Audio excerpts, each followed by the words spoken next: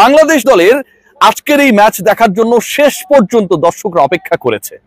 শেষ পর্যন্ত বাংলাদেশ জিততে পারে কিনা, শেষ পর্যন্ত বাংলাদেশ অসম্ভবকে সম্ভব করতে পারে কিনা, শেষ পর্যন্ত টপ 5 ব্যর্থ হবার পর মিশন ইম্পসিবলে টম ক্রুজের ভূমিকায় কাউকে পাওয়া যায় কিনা, সেই অপেক্ষা নিয়ে টেলিভিশন সেটের সামনে আর মাঠে দর্শকরা অপেক্ষায় ছিলেন।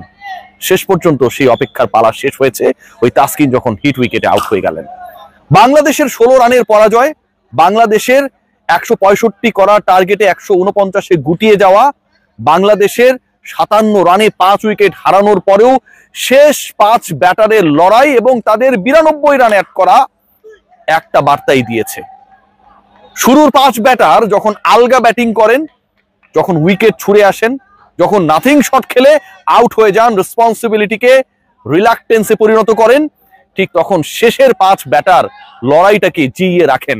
টেলিভিশন সেটের সামনে টিআরপি বাড়ানোর জন্য ব্রডকাস্টারদের বাধ্য করেন, দর্শককে বাধ্য করেন টান টান উত্তেজনা করে এই ম্যাচটা দেখার জন্য। কখনো নাসুম আহমেদ, কখনো তানজিম সাকিব, কখনো তাসকিন আহমেদ কিংবা রিশাদ হোসেনরা। বাংলাদেশ শেষ পর্যন্ত পরাজিত হয় নাকি ওই টপ 5 ব্যাটার যারা নিজেদের উইকেট ছুড়ে এসেছেন, যারা আলগা ব্যাটিং করেছেন, যারা পাওয়ার প্লেতে 4 উইকেট আউট হয়ে যাবার পর বাংলাদেশের সেই আশার প্রদীপটাকে অলমোস্ট নিভিয়ে দিয়েছিলেন, তাদেরকে লজ্জা দেয়। মোহাম্মদ সালাউদ্দিন ব্যাটিং কোচের ভূমিকায়, তার এই দায়িত্ব নেবার পর ব্যাটিং কোচের ভূমিকায় তিনি অবতীর্ণ হবার পর দলের ব্যাটারদের যে জঘন্য পারফরম্যান্স, দলের ব্যাটারদের যে দায়িত্ব নিতে পারার ব্যর্থতা, আর একই সাথে যখন কখনো নাসুম, কখনো রিশাদ, কখনো তানজিম সাকিবরা 150-200 স্ট্রাইক রেটে ব্যাট করে এই দলটার অন্য ব্যাটারদের যারা স্বীকৃত লজ্জা দেন, ঠিক তখন বলতে ইচ্ছা করে এদেরকেই বরং ব্যাটিং কোচ বানিয়ে দেন, এটাই বেটার। আজকের এই ম্যাচটায় বাংলাদেশ আক্ষেপ জাগিয়েছে। আজকের এই ম্যাচটায় বাংলাদেশি ব্যাটাররা, ধরুন শামীম হোসেন পাটোয়ারি যেভাবে আউট হলেন, যে শটটা খেলে আউট হলেন, স্ট্যাম্পের বল কি করতে চাইলেন কেউ বুঝে উঠতে পারলো না। ক্যাপ্টেন লিটন কুমার দাস যেভাবে আলগা ক্যাচ আকিল হোসেনকে দিয়ে দিলেন, যেভাবে সাইব আউট হয়ে গেলেন, তাকে পুরো ট্র্যাপ করে ঠিক যেই জায়গায় ফিল্ডার রাখা হয়েছে সেখানটাই বল তুলে মারলেন। তাওহিদ হৃদয় যখন আরো একবার ব্যর্থ হলেন, ঠিক তখন 77 রানে 6 উইকেট নেই, ঠিক তখন 7ম উইকেটে নাসুম আহমেদ, 7ম উইকেটে নাসুম আহমেদ আর তানজিম সাকিব মিলে 40 রানে পার্টনারশিপ করেন 23 বলে। বাংলাদেশের ওই নিভে যাওয়া প্রদীপটা আবারও জ্বলে ওঠার চেষ্টা করে। ঠিক তখন থেকে এই বাংলাদেশ শেষ পর্যন্ত জিততে পারে নাই। এই বাংলাদেশ জিততে না পারার ব্যর্থতা, ওই শেষ মুহূর্তে প্রথম 15 ওভারে বাংলাদেশের প্রতিপক্ষ যখন 101-এর বেশি তুলতে পারে না, শেষের 5 ওভারে যখন তারা 63 অ্যাড করে ফেলে, বাংলাদেশ যখন অ্যালাউ করে, বাংলাদেশের বোলিং ডিপার্টমেন্ট যখন ফেইল করে ওই জায়গাটায়, যখন শেষ ওভারে 22 রান বাংলাদেশ দিয়ে ফেলে, যখন শেষ 2 ওভারে 36 রান দিয়ে ফেলে, শেষের 3 ওভারে যখন 51 রান তোলে প্রতিপক্ষ, ঠিক তখন ওই জয়ের সমীকরণটা থেকে বাংলাদেশ অনেক দূরে চলে যায়। আজকে ওয়েস্ট ইন্ডিজ যেভাবে ব্যাট করছিল, উইকেট থাকার পরও যেভাবে স্ট্রাগল করছিল, যেভাবে নাসুম আহমেদরা বোলিং করছিলেন, চিন্তা করতে পারেন যে একটা ম্যাচে প্রায় 170-এর কাছাকাছি স্কোর দাঁড় হয়েছে, নাসুম তার 4 ওভারে স্পেলে দিয়েছেন মাত্র 15 রান, 13 বলে ব্যাট হাতে করেছেন 20 রান।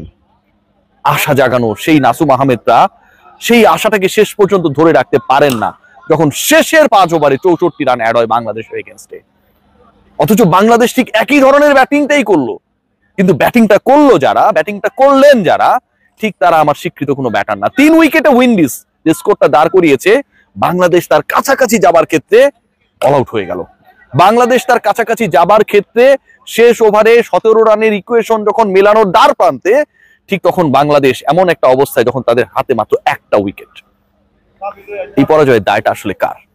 শেষ দিকে আলগা বোলিং, বাংলাদেশের টপ অর্ডারে আরো একবার ফেইল করা, 42 রানের মধ্যে 4টা, 57 রানের মধ্যে 5টা, 77 রানের মধ্যে 6 উইকেটের পতন, অনেক বেশি ডিবেটেবল 11 আরো একবার। আজকের এই উইকেটে রানস হবে, অনেক রানস হবে, প্রতিপক্ষ রান করবে, শুরুর দিকে করতে না পারলেও শেষ দিকে উইন্ডিজ ব্যাটাররা সেটা করে দেখালো। বাংলাদেশের সেই দলটায় যেই দলটা এখানকার উইকেটেই খেলতে নামলো, পারভেজ হোসেন ইমনের মতো সুইট হিটারকে আমরা রাখলাম না। তাওহিদ হৃদয়ের ইনক্লুশন কি কারণে, কি জন্য, সেই ব্যাখ্যাটা আমরা কেউ জানি না। কি কারণে তাওহিদ হৃদয়কে খেলাতেই হবে, কি কারণে পারভেজ হোসেন ইমনের মতো স্ট্রোক মেকারকে আজকের মতো উইকেটে, this is not a wicket which has been produced in Mirpur Sher-e-Bangla stadium.